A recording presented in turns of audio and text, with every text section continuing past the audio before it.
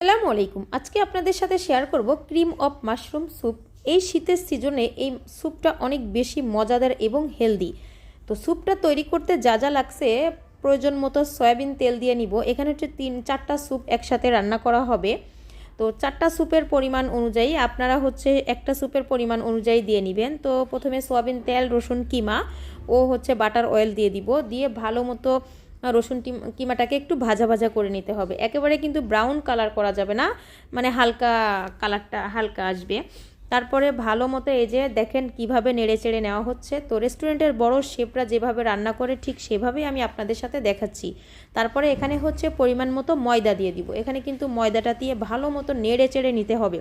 আর এই cream of mushroom খেতে এত বেশি যে মজা, এই স্যুপটা যে একবার টেস্ট করেছেন সে কিন্তু এর স্বাদটা ভুলতে পারেন নাই, বারবার খেতে চাইছেন। তো আপনারা যাতে বাসায় তৈরি করতে পারেন সহজ ওয়েতে, সেইটা আপনাদের সাথে আমি শেয়ার করলাম।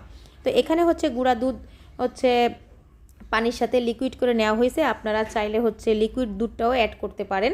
তো এই যে এই পর্যায়ে হচ্ছে ভালো মতো নেড়ে চেড়ে দিতে হবে। তারপরে হচ্ছে পরিমাণ মতো টেস্টিং সল্ট, তারপরে পরিমাণ মতো চিনি ও লবণ। টেস্টিং সল্টটা স্কিপ করতে পারেন, যারা বাসাতে খাবেন তাদের আর টেস্টিং সল্ট দেওয়ার কোনো দরকার নাই।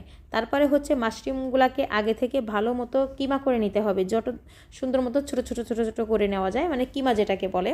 তো এই যে কিমা করে নেওয়া হয়েছে, এই পর্যায়ে ভালো মতো জাল করে নিয়ে তারপরে হচ্ছে মাশরুমটাও দেওয়া হয়ে গেছে। ওই যে দেখেন ভিতরে দেখা যাচ্ছে মাশরুমটা দিয়ে ভালো মতো নেড়ে চেড়ে নিতে হবে। তারপরে সব কিছু টেস্ট পরিমাণ অনুযায়ী ঠিক আছে কিনা দেখলে রেডি টু সার্ভ, মানে একদম কমপ্লিট হয়ে গেল। খুবই সহজ এবং মজাদার একটা recipe cream of mushroom soup.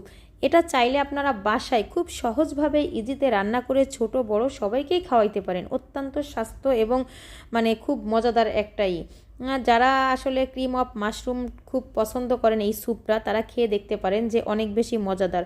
তো আমার ভিডিওটা যাদের ভালো লেগে থাকে অবশ্যই লাইক, কমেন্ট এবং শেয়ার করতে ভুলবেন না। আরও নতুন নতুন রেসিপি পেতে আমাদের পেজটা ফলো দিয়ে রাখুন, ফেসবুক পেজে ফলো দিয়ে রাখবেন, ইউটিউব চ্যানেলে একটা সাবস্ক্রাইব করে রাখবেন। তো কে কোথা থেকে আজকের এই ভিডিওটা দেখছেন অবশ্যই কমেন্ট সেকশনে জানাতে ভুলবেন না। সবাই ভালো থাকবেন, সুস্থ থাকবেন। আল্লাহ হাফিজ, আসসালামু আলাইকুম।